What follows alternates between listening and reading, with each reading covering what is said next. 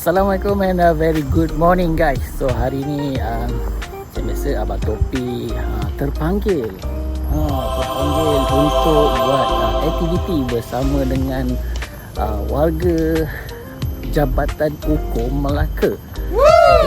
Jadi hari ni Abang Topi terpanggil untuk buat satu aktiviti dengan diorang dekat Taman Botanika guys. Tengok.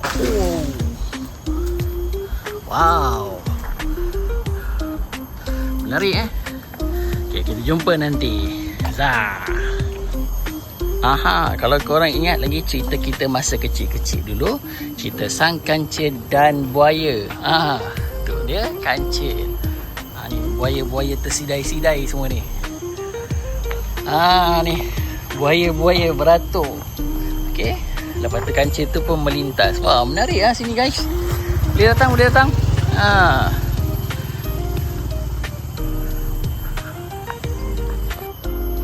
Menarik lah guys. Betul ya tu. Okay,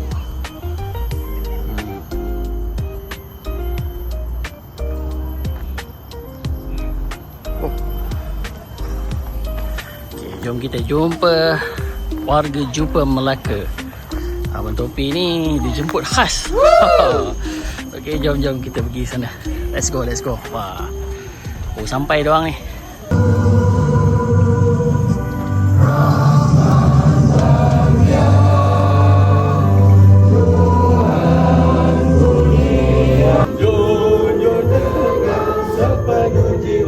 Untuk maju dan jaya.